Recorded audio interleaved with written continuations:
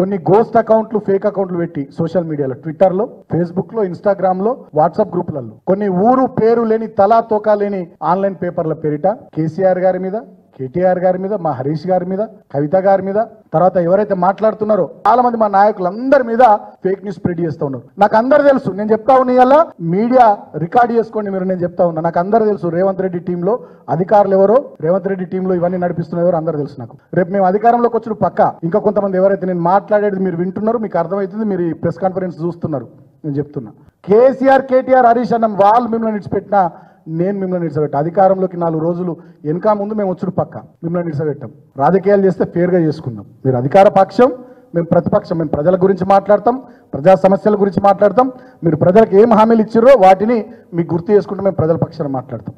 మీరు చేతనైతే పని చేయండి, సాతగాకపోతే గమ్మునుండండి తప్ప వ్యక్తిత్వాన్ని దెబ్బతీసే విధంగా మా నాయకత్వం మీద మా వాళ్ళ మీద బురద జల్లేటటువంటి ఫేక్ న్యూస్లు డ్రామాలు చేస్తే 1000% మీరు ఎవడెవడు పెడుతున్నా అని తెలుసు. మీ గొట్టపు ఛానళ్ళు, మీ గొట్టపు కథలు, మీ గొట్టంగాళ్ళు అందరూ తెలుసు. ఎవరిని వదిలిపెట్టాం, మిత్తి కాదు దానికన్నా ఎక్కువ ఇస్తాం. తర్వాత మళ్ళీ మమ్మల్ని తప్పుపట్టడానికి తెలంగాణ సమాజం కూడా వాళ్ళు కూడా ఏమనుకోరు. మేము కూడా ఓపికగా పద్ధతిగానే ఉంటున్నాం. కానీ మరి వ్యక్తిత్వాన్ని దెబ్బతీసే విధంగా ఇష్టం వచ్చినట్టు చేస్తే మాత్రం డెఫినెట్ గా మిత్తితో సహా ఇస్తాం. మీరు కొడుకులారు అనుకుంటున్నామో అమెరికాకు పోతాం, లండన్ పోతాం, దుబాయ్ పోయి దాక్కుంటాం. అధికారం పోయినాక గల్లవటి గుంజుకొస్తా బిడ్డ, అక్కడికి వెళ్ళి ఒక్కొక్కని గల్లవటి గుంజుకొస్తా వేరే దేశాలకు పోయినా. నేను సత్యాగ పురాతు నేను చెప్తున్నా, నేను ఉద్యమంలో 14 ఏళ్ళు పనిచేసినా, ఎన్నోసార్లు పోలీస్ దెబ్బలు తిన్నా, జైళ్ళకు పోయినా, నేను ఎవరినయ్యాక భయపడలే, అన్కాంప్రమైజ్డ్గా ఓట్లాడినా. రేవంత్ రెడ్డి కూడా తెలిసి విషయం. ఇప్పుడు మా టైం కాకపోవచ్చు, అది కూడా చెప్తున్నా, ఇప్పుడు మా టైం కాకపోవచ్చు. డైరీ మెయింటైన్ చేస్తున్నాం, అందరం మొత్తం రాసుకుంటున్నాం.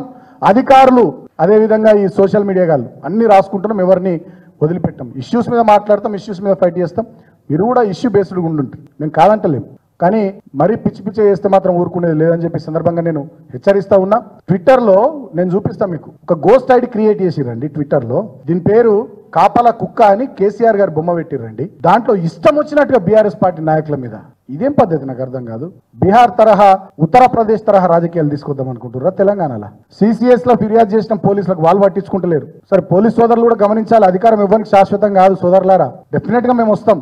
తర్వాత ఇంకా కొన్ని పుల్స్ ఆఫ్ తెలంగాణ అవో ఇవో ఇంకా కొన్ని గోస్ట్ ఐడీలు పెట్టి ఇష్టం వచ్చినట్టుగా. దేనికైనా లిమిట్ ఉంటుంది, పద్ధతి ఉంటుంది. ఇష్యూస్ మీద మాట్లాడదాం, విషయాల మీద మాట్లాడదాం, విధానాల మీద మాట్లాడదాం, అంతే తప్ప ఈ రకంగా వ్యక్తిత్వాన్ని దెబ్బతీసే విధంగా ఇది కరెక్ట్ పద్ధతి కాదని చెప్పి నేను కోరుతా ఉన్నా. యథా రాజా తదా ప్రజ అన్నట్టు అయిపోయింది. రేవంత్ రెడ్డి మైక్ దొరకంగానే పూనకం వచ్చినట్టు లాగుల తొండలు జొరగొడతా, మెడల పేగులు వేసుకుంటా అనేటటువంటి విషయాలు ఆయన మాట్లాడుతున్నాడు కాబట్టి కింద అట్లా తయారైందని నేను అనుకుంటున్నా. కాబట్టి ఇటువంటి పద్ధతి మార్చుకోవాలని చెప్పి నేను కాంగ్రెస్ పార్టీని, రేవంత్ రెడ్డిని కోరుతా ఉన్నా.